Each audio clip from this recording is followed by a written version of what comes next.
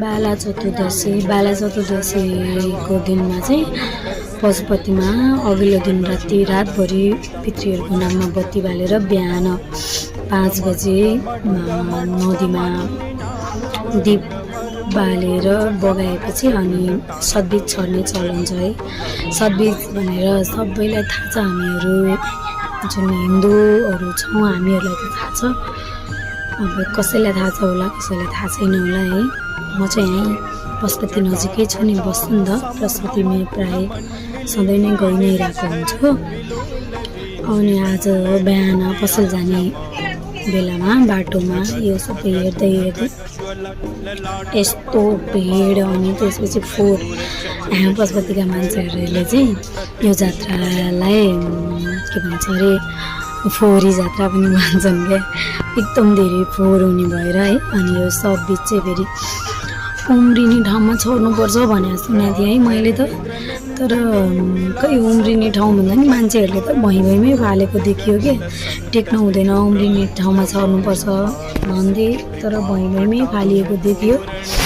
अनि त्यसपछि त्यहाँबाट यहाँ हेर्नु न, अलिकति उम्रिने ठाउँ यहाँनिर चाहिँ गमला फुलहरू लगाइरहेको थियो क्या। त्यो ठाउँमा चाहिँ यति धेरै छरेका भिड हेर्नु न, भिडमा पनि बुवाको नाममा बत्ती चाहिँ बालिदिन्छु भनेर गएको थिएँ बिहानै नुहाएर।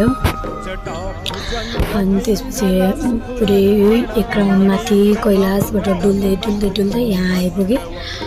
अनि यहाँबाट जानलाई त्यस्तै भिड है। अनि त्यसपछि भित्र मन्दिरको भित्र चाहिँ बत्ती भिडियो बनाउनु मिल्दैन नि त।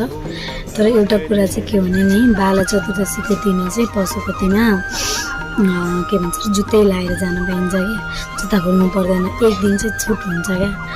अनि यो तोरणहरू टाँगेको अनि त्यसपछि पारिको बत्ती बाल्नु पऱ्यो भनेर पूर्व दिपबाट छरेर अनि यहाँनिर चाहिँ यस्तो यो बत्ती बालिरहेको बिचमा बागमतीको फुल हालेर चाहिँ बागमतीमा त काठको फुल त्यहाँबाट पारी गएँ।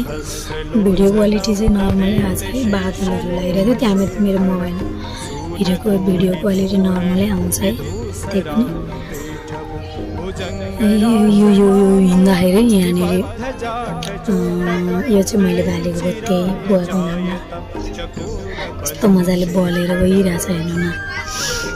अनि त्यहाँबाट हिँड्छु भनेको खुट्टा त पुरै चिप्लिने क्या, पुरै चिप्लिने। त्यो धान गहुँ मकै के हुन्छ नि सद्बीजमा, त्यो त सबै भुइँमा। अनि भुइँमा गएपछि त